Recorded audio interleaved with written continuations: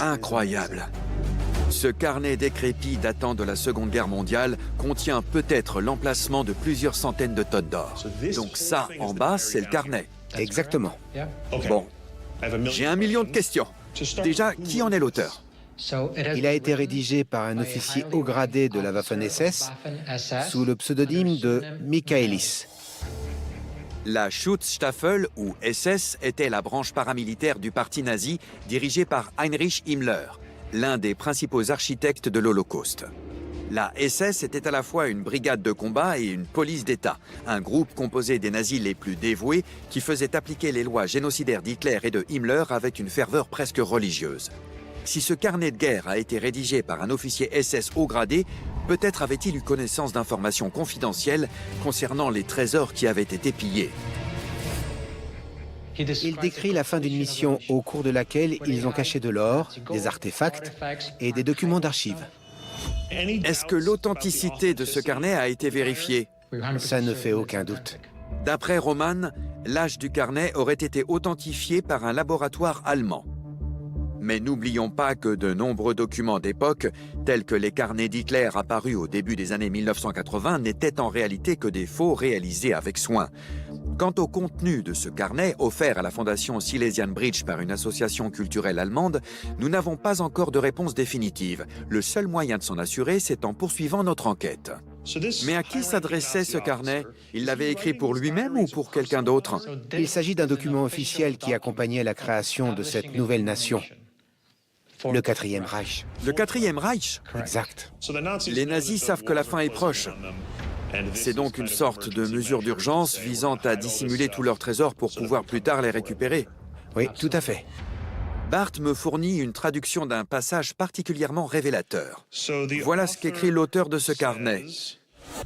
C'est un grand honneur d'avoir été choisi par la Providence pour protéger l'héritage culturel et national de l'Allemagne.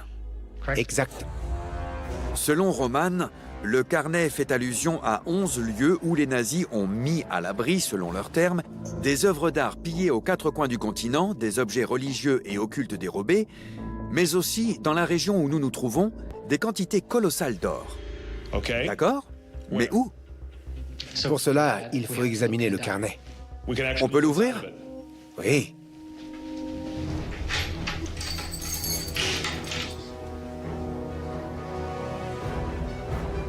Pour que nous puissions lire ce document lugubre, Roman et Bart emmènent le carnet dans cette grandiose salle de bal.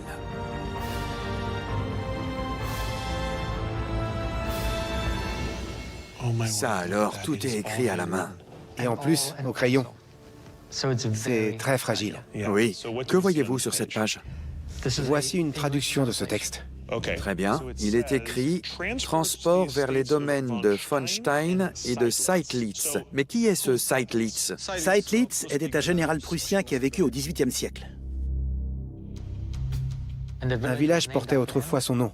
Aujourd'hui, ce village s'appelle Minkowski et il se trouve à 40 km au nord. Il est aussi question du domaine de von Stein. C'est qui? C'est la dernière personne à avoir vécu dans ce palais. C'était lui aussi un officier SS.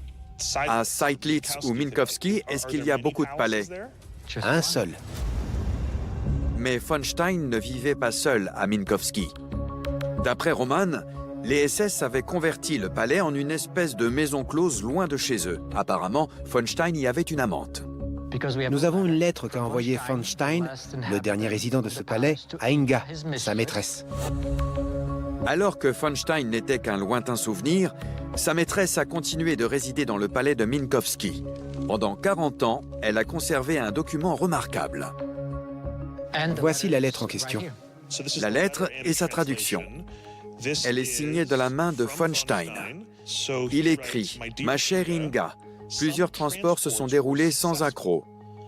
Les 48 coffres restants de la Reichsbank qui pèsent bien lourd. » Donc, des coffres de la Reichsbank remplis d'or? C'est très probable, oui. 48 coffres? Exactement.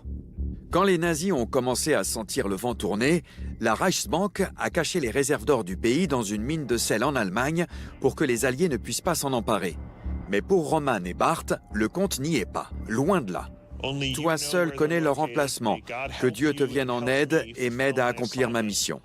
signé von Stein, février 1945.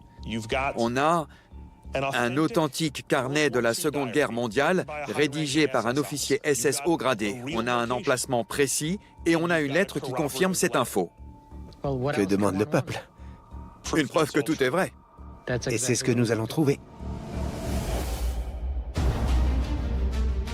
Nous prenons la route et nous rendons non loin de là, à Minkowski. Tournez à droite.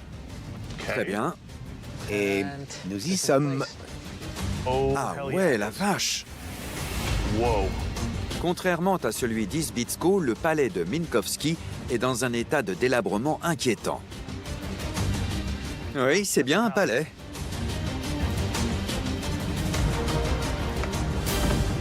On dirait une maison fantôme. C'est vrai. Ça donne une drôle d'ambiance. Mais il est très beau. Aujourd'hui, les pièces vides et le sol jonché de décombres donnent l'impression d'avoir pénétré dans une maison hantée. Ils se font parfaitement dans le paysage polonais. Nous sommes donc au bon endroit, d'après le carnet. Mais c'est un domaine gigantesque. Et il s'agit de 48 coffres bien remplis. Où ils peuvent bien se trouver? Le carnet suggère qu'ils ont été enterrés sous l'orangerie ou à proximité. Une orangerie? Qu'est-ce que c'est que ça? C'est une serre de luxe, avec des plantes tropicales, des fontaines, des bancs, des allées. Ce sont des endroits très chics. Et ici, il y a une orangerie. Elle n'existe plus, mais nous l'avons retrouvée. Vous l'avez retrouvée? Ouais. Allons la voir. Ah oui! Nous faisons le tour du palais et tombons sur un site où sont menées des fouilles à l'aide de machines de forage. Ce sont les fondations? Oui, L'orangerie se trouvait là? exactement. Et tout cela était enfoui. Vous l'avez déterré? Tout à fait. Et on va sûrement trouver autre chose. C'est dingue! L'équipe de Roman et de Bart est parvenue à localiser et à mettre au jour les contours de l'orangerie. Cette partie de la mission est accomplie. Mais il leur reste une étape de taille. Bonjour, Josh. Mariusz. Enchanté. Donc là, vous creusez. Oui. Ah ouais? Mariusz est notre spécialiste du forage. Quel est le principe, Mariusz? On a percé un trou à 7,50 m de profondeur. Et on a glissé une gaine en métal pour empêcher le trou de se reboucher. On va insérer ce cylindre et obtenir ce qu'on appelle une carotte. Donc, qu'est-ce que vous espérez trouver à l'intérieur de ce cylindre? On va forcément trouver quelque chose. Ce n'est qu'une question de temps. Ce sera peut-être une caisse en bois ou bien un bijou ou une bague. Une preuve que vous avez atteint la bonne profondeur. Tout à fait. Mais à quelle profondeur allez-vous devoir creuser, à votre avis? Lisez le carnet. Voyons. J'ai la traduction d'une nouvelle page du carnet. Il est écrit « 48 coffres de la Reichsbank ont été cachés et recouverts d'une bonne quantité de terre, puis des plantes ont été mises par-dessus. » Mais ça veut dire quoi, une bonne quantité de terre? Ça correspond à quelle profondeur? On l'ignore. On va devoir chercher. Voilà pourquoi votre trou est si profond. Oui, exactement. Très bien. Bon, Allons-y. vive les Dodgers, c'est parti. Il va peut-être falloir creuser à au moins 9 mètres de profondeur. Nous faisons donc appel à une technique habituellement réservée à l'exploitation minière. Mais après tout, c'est un peu la même chose. Le cylindre est inséré pour pouvoir récupérer une carotte.